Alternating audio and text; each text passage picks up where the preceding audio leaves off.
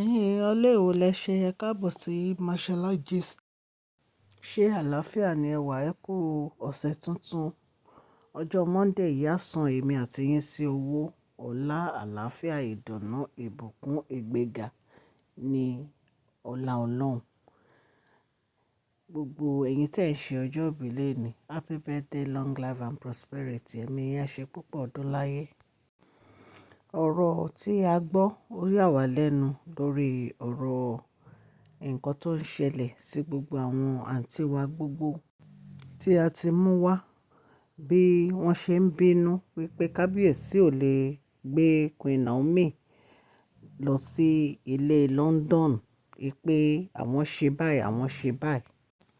Then èyí tá a gbọ́ tí àǹtí wa church sọ tó ní òun ò rí irú ìfẹ́ tí kábíyèsí àti Queen Naomi ní síra wọn rí, wípé definitely Queen Naomi ló jásí fún kábíyèsí ni. Oríṣiríṣi la gbọ́ tí gbogbo wọn ń sọ. Tí àwọn ò bá ti rí mọ́mì Tadé ní ká wò, wípé so àwọn ní láti rí mọ́mì Tadé ní ká wò ṣáá ni. Wọ́n ní àǹtí wa arọ́, wọ́n ní ọ̀rọ̀ yìí ó jẹ́ kàyéfì fún, wípé báwo ni kábíyèsí ò ṣe ní jókòó sí inú palace tó jẹ́ pé láàárín ọjọ́ mẹ́ta kábíyèsí ti lọ, wọ́n ti travel pẹ̀lú private jet every time láti lọ rí Queen Naomi. Wọ́n ní wọ́n tiẹ̀ tó pe àwọn elder gan. Wọ́n ní kí wọ́n ṣe kíákíá kí Queen Naomi lè wọnú palace o. Wípé torí kábíyèsí ò ń jókòó sínú palace o. Wípé láàárín ọjọ́ mẹ́ta kábíyèsí ti lọ sọ́dọ̀ Queen Naomi. Láàárín ọjọ́ mẹ́ta kábíyèsí ti lọ sọ́dọ̀ Queen Naomi. Wọ́n ní ọ̀rọ̀ yìí wọ́n ní kàyéfì ló jẹ́, wípé wọ́n wò pé ṣé kábíyèsí, ṣé wọ́n á lè jókòó sínú palace ní ìsìn tí Queen Naomi bá travel, tí wọ́n lọ sí London fún vacation? Wípé kábíyèsí máa ma tẹ̀lé Queen Naomi mà nìyẹn. Wọ́n ní ìbànújẹ́ ó sorí àgbàkodò ni ọ̀rọ̀ yìí jẹ́ fún wọn o. Wípé wọ́n ń rò ó ni, wípé báwo ni wọ́n ṣe fẹ́ ṣe, báwo ni wọ́n ṣe fẹ́ ṣe tí kábíyèsí tí wọ́n á fi jókòó sínú palace.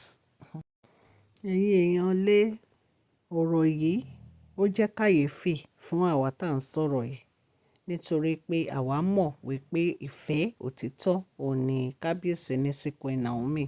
Kò dẹ̀ possible ibi tí ìfẹ́ èèyàn bá wà, ibẹ̀ lọkàn ẹ̀ máa wà.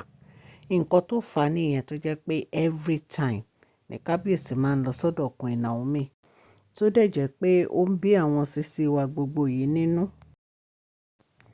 So nǹkan tó dé nìyẹn tó jẹ́ pé gbogbo ìgbà kábíyèsí máa ń lọ sọ́dọ̀ Queen Naomi nítorí pé wọ́n sí nínú ààfin. Wọ́n dẹ̀ sọ fún wọn wípé kí wọ́n má dà sí ọ̀rọ̀ Queen Naomi mọ́, kí wọ́n fi Queen Naomi sílẹ̀. Gbogbo ìgbà ni kábíyèsí ń warn àwọn sisi wa gbogbo yìí pé kí wọ́n má dà sí ọ̀rọ̀ Queen Naomi, ṣùgbọ́n wọn ò gbọ́. A gbọ́ wípé ìyá onífá warn wọn. A gbọ́ wípé bàbá kábíyèsí warn wọn. A gbọ́ wípé ọba Dòsùnmú warn wọn. Gbogbo àwọn èèyàn ni wọ́n ti bá wọn sọ̀rọ̀ ṣùgbọ́n wọn ò gbọ́. Àǹtí wa ó yarí, ó ní láyéláyé òun ò ní gbà. Àfi kí kábíyèsí dá owó òun padà, £30,000, wípé tóun fi ṣe decoration sí ilé London. Bàbá wa ní kó mú receipt wá. Àǹtí wa ọba Dòsùnmú lé wọn. Wọ́n ní àwọn ò fẹ́ gbọ́ ọ̀rọ̀ tí wọ́n ń sọ torí pé kábíyèsí ti fẹ́ Queen Naomi kó tó di pé gbogbo wọn yọjú wá sínú palace. So gbogbo àwọn nǹkan tí ó ń ṣẹlẹ̀ yìí, bàbá wẹ̀rín ńlá, wọ́n ní àwọn ò ní ever fi ọ̀rọ̀ ìyàwó àwọn ò ní ever fi ṣeré o àti ọmọ àwọn. Wípé ẹni tó bá dẹ̀ ló ń fẹ́ attack ìyàwó àwọn àti ọmọ àwọn máa kọjú ìjà sí ẹni yẹn ni. So nǹkan tí kábíyèsí bá dẹ̀ ní láti fi kọjú ìjà sí ẹni yẹn ló máa fi kọjú ìjà sí wọn. Recently la gbọ́ pé àwọn elder kan nínú ààfin yẹn ń sọ fún bàbá wẹ̀rín ńlá wípé kí bàbá wẹ̀rín ńlá san owó àǹtí wa fún wọn, nítorí pé owó tí wọ́n ná sí ilé London, tí kábíyèsí bá mọ̀ pé àwọn fẹ́ kí Queen Naomi kí wọ́n lọ síbẹ̀. Ẹ̀yin náà máa gbọ́ gbogbo nǹkan tí ó ń ṣẹlẹ̀ yìí. ṣé ọ̀rọ̀ yìí bójú mu? Ìgbà tí ẹni yìí ti kúrò nínú palace, ẹ máa ní fọkànbalẹ̀ láti ìgbà tó ti kúrò. Wọ́n ní àǹtí wa ní pé àwọn ò bá Queen Naomi jà o kan padà wá sínú palace o. Torí ìgbà tí Queen Naomi ti kúrò nínú palace, bàbá wèrè ńlá wọn ń gbé nínú palace mọ́. Every 3 days tí wọ́n bá ti rí Queen Naomi báyìí, wọ́n ń travel ni. Bí wọ́n ṣe ń lọ láti Ìbàdàn sí Èkó, pé ó ti pọ̀ jù, ó dẹ̀ wà very very risky. So mo ní kí n mú gbogbo àwọn update àwọn nǹkan tó ti ṣẹlẹ̀ wá fún yín ni ká tó bẹ̀rẹ̀ new gist ní ọ̀sẹ̀ yìí. Kò sí èèyàn kankan tó lè dí Queen Naomi lọ́wọ́ láti má lọ sí ibi tó ń bá fẹ́ lọ. Ṣé ẹ mọ̀ pé last few days náà a sọ fún yín pé màmá wa Bishop Funke Adéjùmọ̀ àwọn náà dá sí ọ̀rọ̀ yẹn pé kí Queen Naomi má give up lórí ọ̀rọ̀ ilé yẹn o. Pé ẹ̀tọ́ wọn ni láti dé sí ibi tí ọkọ wọn bá fi wọ́n sí. Ọkọ ló lórí aya náà, ibi tọ́kọ èèyàn bá fìyàn sílé èèyàn ń dé sí náà. Ibi tí ọkọ wọn bá fẹ́ kán wà ni wọ́n máa wà. Àwọn àti kábíyèsí wọ́n sì jẹ́ gẹ́gẹ́ bí ọkọ àti ìyàwó, they are still legally married. So àṣẹ tí bàbá wẹ̀rẹ̀ ńlá bá pa, òun ni wọ́n máa tẹ̀lé. So àwọn nǹkan tí ó ṣẹlẹ̀ ní gbogbo last week, òun ni mo summarize fún yín. Ṣé ẹ mọ̀ pé a tún gbọ́ pé àǹtí wáyé náà ó lọ sí Àkúrẹ́ lórí ọ̀rọ̀ ilé yìí tó lọ bá màmá Queen wa. Tí wọ́n ní màmá Queen wa lè dànù pé kó kúrò nílé àwọn, kó má wá ro ẹjọ́ kẹjọ́ nílé àwọn. Bẹ́ẹ̀ náà ni a gbọ́ tí ẹ̀gbọ́n kábíyèsí náà, sister wọn. Àfi kí Ọlọ́run Elédùmarè kó máa ṣàánú fún wa. So èyí tí ó dúdú nínú wọn, wọ́n ní wọn ò nífẹ̀ẹ́ Queen Naomi. Allegedly bá ṣe gbọ́ o. Wọ́n ní ìgbà tí ọ̀rọ̀ ti Ìbàdàn Agodi ṣẹlẹ̀, wọ́n ní ṣe ni wọ́n fẹ́ gba Tadé ní káwò. Wọ́n fẹ́ gbà lọ́wọ́ Queen Naomi kó gbé fún àǹtí wa kó tó di pé parọ́pò yarí wípé irú ọ̀rọ̀ rọ́dọ̀rọ̀dọ̀ àti àbáwo ni wọ́n mú wá yẹn.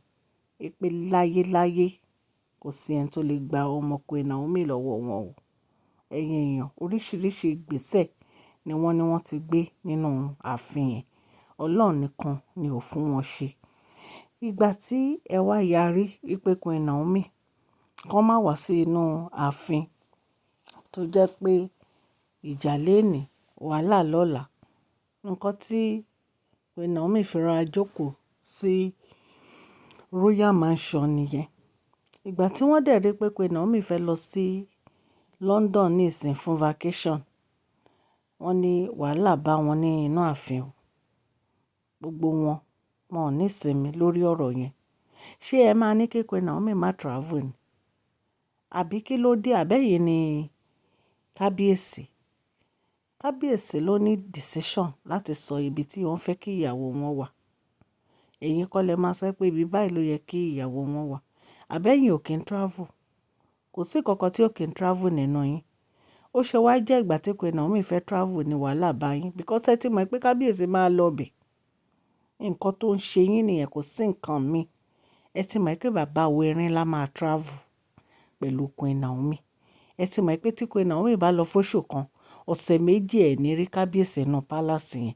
Kò sí nǹkan mi tó ń ṣe yín jù yẹn lọ, ẹ̀yin èèyàn lé. Ṣùgbọ́n tí àwọn sister kábíyèsí èyí tán ló dúdú tán ní kò nífẹ̀ẹ́ Queen Naomi, ó kù sí i lọ́wọ́ náà. Ṣé àwọn jẹ́ bí Ọlọ́run ni? Tí ẹ bá nífẹ̀ẹ́ Queen Naomi, t'Ọlọ́run bá ti nífẹ̀ẹ́ Queen Naomi, ó ti tán náà.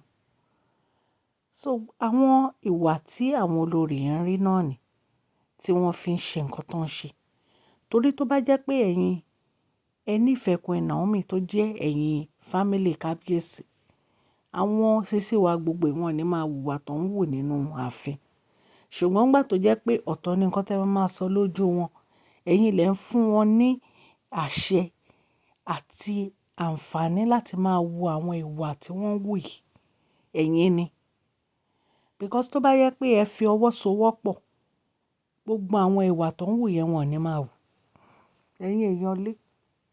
Àwọn nǹkan tá a gbọ́ nìyẹn o lórí ọ̀rọ̀ tí wọ́n ní àwọn àǹtí wa gbogbo sọ, especially àǹtí wa R tí wọ́n ní pé ó ní kábíyèsí ò lè do without Queen láti má rí Queen Naomi ní àárín ọjọ́ mẹ́ta. Nítorí ìfẹ́ tí kábíyèsí ní sí Queen Naomi kì í ṣe ìfẹ́ kékeré. So gbogbo àwọn olórí náà dẹ̀ mọ̀ wípé kì í ṣe ìfẹ́ kékeré. So ìtorí ẹ̀ ni kábíyèsí fi sọ fún wọn pé nǹkan tí àwọn bá fẹ́, òní kan bá wọn fẹ́. Wọ́n ní màmá wa Dosùnmú, wọ́n ní wọ́n ti warn àwọn àǹtí wa gbogbo yìí wípé kán jókòó síbi tọkọ wọn fi wọ́n sí, kán fi Queen Naomi sílẹ̀.